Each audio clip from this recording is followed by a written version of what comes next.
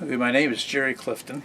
This is August 30th, 2014, and we're at the Midwest Skydivers Reunion.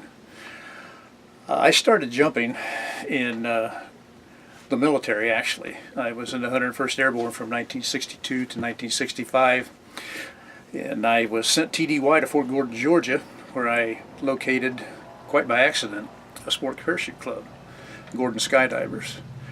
They didn't jump on Fort Gordon, they jumped in Orangeburg, South Carolina, and I found that I was interested in free fall, and having made several military static lines, I decided to give it a shot because it only cost me $5 to do it. Well, after I made one, I was hooked. I couldn't leave it alone. I made probably, while I was at Fort Gordon, about 20 sport parachute jumps.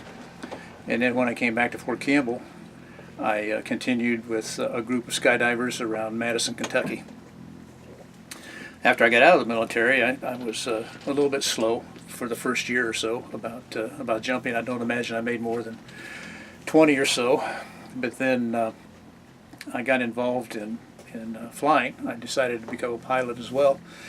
And I went to Wert Ohio at the airport there, and met an instructor who also wanted to skydive, so we traded skills. I taught him to skydive, he taught me to fly. Worked out very well, and we started a club there with several jumpers from around Fort Wayne and northwestern Ohio area. And from then we moved on to Bryan. After a few years, we jumped up in Bryan for quite a while, until 1970, when Dave Morrell, Kenny Rathert, and I started a skydiving center around Paulding, Ohio, near Paulding, Ohio, in 1970. And that's the place where we made the second 8-way star that was made in Ohio.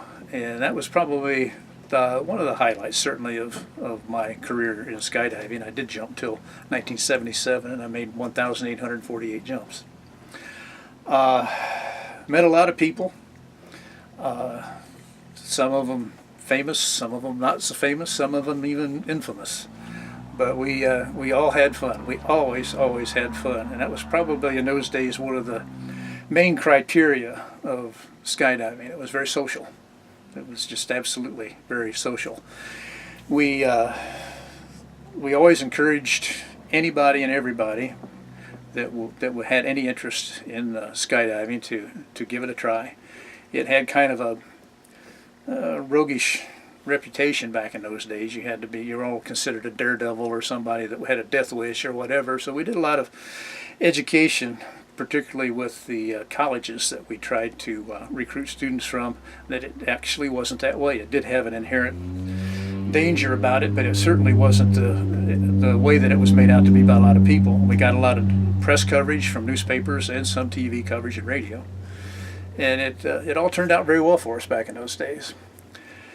Then in probably 1974, it really started to change for me, because I quit the operators end of the sport and just became a skydiver again. Joined a group that called themselves the Misfits.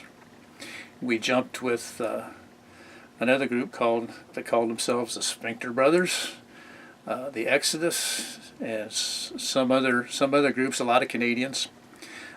We jumped in Marshall, Michigan for 3 years out of a DC-3 mainly that Bob Branch brought up there with the Exodus and Sphincter Brothers.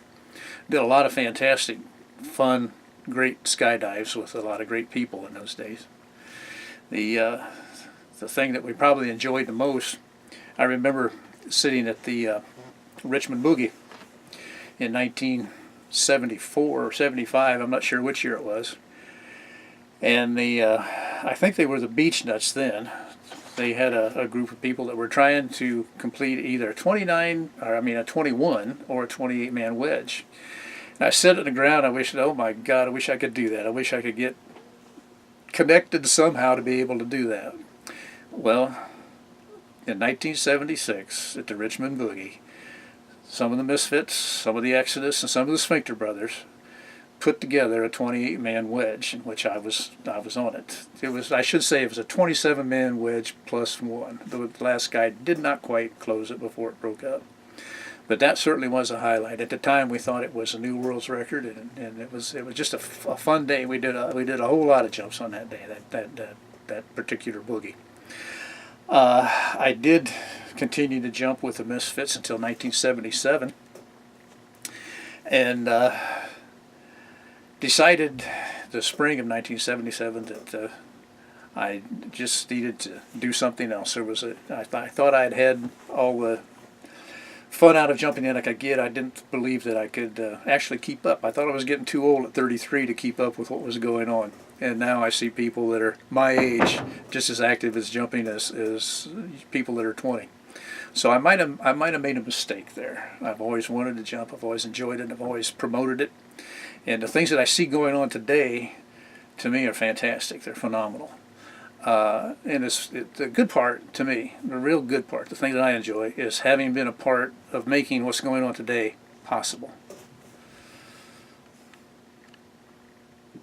So anyway, that's kind of a nutshell of my story. I really didn't do anything as far as any great innovations or whatever, but I was an eager and very enthusiastic participant, and I encourage particularly younger people to get that enthusiasm, to keep that enthusiasm if you've got it, and really work with it. Don't be afraid to be innovative, and to be particularly helpful, very helpful to some of the younger jumpers. Give them some insights, some of your knowledge. Give it to them before something happens that you change and you don't have the opportunity to do that anymore. That's a very important part of any sport, I think, is passing it on to the next generation. So I guess that would be the conclusion of what I have to say.